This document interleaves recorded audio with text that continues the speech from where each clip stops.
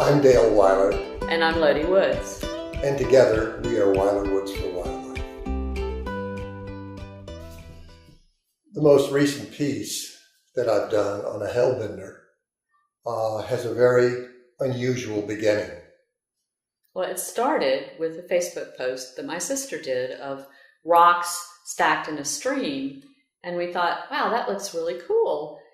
Until we read the comments. And one of the comments from a friend of ours was that when you move rocks in a stream, you might be killing a hellbender. And at that point, we had no idea what a hellbender was. The reason when you move the rocks that it can kill the hellbender is because they live under the rocks, and often for 30 years, they will live under the same rock. So when you start moving them, they lose their home and can die. So our curiosity started to percolate, and we started looking to see what's a hellbender. And we found this wonderful YouTube video. And at that point, we started learning about hellbenders, the largest salamander in the United States. And lo and behold, we live in Western North Carolina. We have those in our streams, which is so cool. And who would have guessed that here we are going all over the world looking for exotic and exciting animals, and we have one of the biggest and ugliest salamanders living in our own backyard. I had a piece of stone that I had been carrying around for probably 10 to 15 years, and it weighed about 400 pounds, and I could see nothing in that stone until I saw a hellbender, and then realized there's a hellbender hiding in this rock. The stone was a perfect color. It had wonderful marbling in it, and I could literally see this hellbender poking its head out of the side of the rock.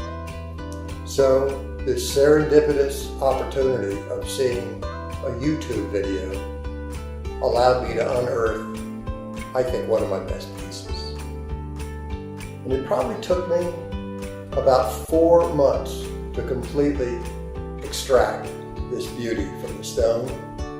And it was so much fun to watch this hellbender start to poke its nose out and then its feet and start to breathe life into itself. The hellbender obviously is not a popular animal, and its visibility, not only physically, but just in terms of public awareness, is very restricted. So we wanted to put this hellbender out in a prominent place where people could really understand how magnificent this creature was and the peril that it was facing.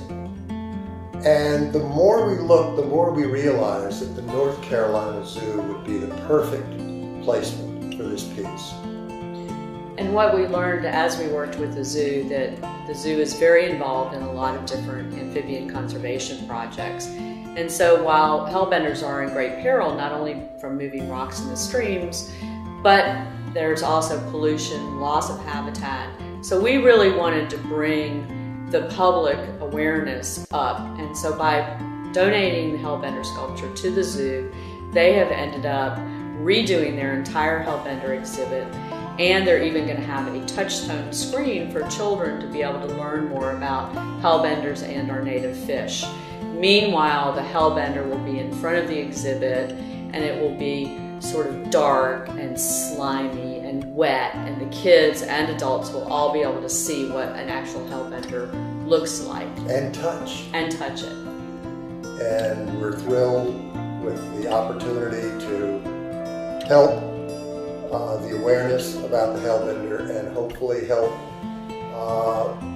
increase its ability to thrive, not only here in North Carolina, but as far south as Alabama, all the way up to the state of New York. Go Hellbender.